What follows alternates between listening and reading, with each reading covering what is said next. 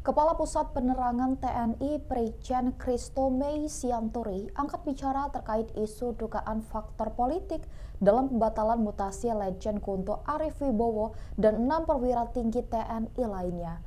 Ia menambahkan bahwa pembatalan mutasi terkait dengan kebutuhan operasional di dalam organisasi TNI. Sebelumnya, ada 7 perwira TNI yang dimutasi, diatur berdasarkan keputusan Panglima TNI nomor KEP 554-4-2025 tanggal 29 April 2025. Terkini mutasi tersebut batal dilaksanakan. Salah satu perwiranya adalah Letjen TNI Kunto Arief Wibowo, putra Wakil Presiden ke-6 Republik Indonesia Tri Sutrisno. Sejumlah pihak sempat mengaitkan mutasi Letjen Kunto dengan dukungan ayahnya Tri Sutrisno bersama Forum Purnawirawan TNI Polri agar Gibran Rakabuming Raka dicopot dari jabatan Wakil Presiden Republik Indonesia.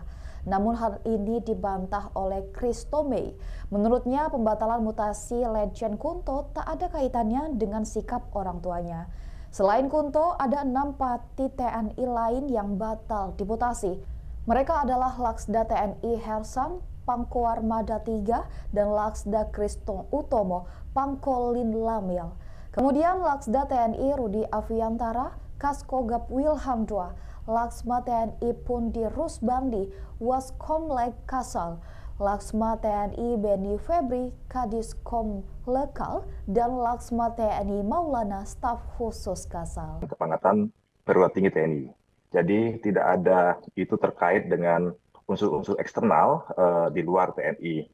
Memang kenapa perlu diadakan ralat dalam surat keputusan itu dikaitkan dengan dari alur rangkaian yang mengikuti mutasi Letjen Kunto ternyata belum seluruhnya bisa bergeser saat ini dengan pertimbangan adanya tugas-tugas yang masih harus diselesaikan oleh pejabat atau perwira tinggi yang saat ini masih menjabat dengan diharapkan dengan perkembangan situasi dan memang kebutuhan dari organisasi TNI sendiri, sehingga diputuskanlah oleh Panglima TNI bersama dengan Kepala Staf Angkatan untuk mengeluarkan ralat revisi dari KEP 544 yang 4 Romawi 2025 yang dikeluarkan tanggal 29 April.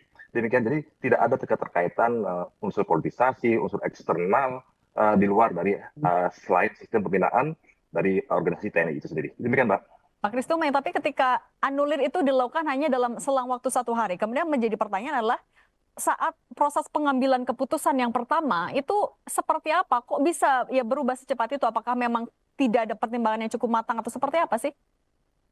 Ya, jadi kan setelah KEP itu dikeluarkan pada tanggal 29 April 2025, kemudian adanya saran bahwa rangkaian dari 7 pati yang mengikuti rangkaian mutasinya Pak Kunto itu belum bisa bergerak.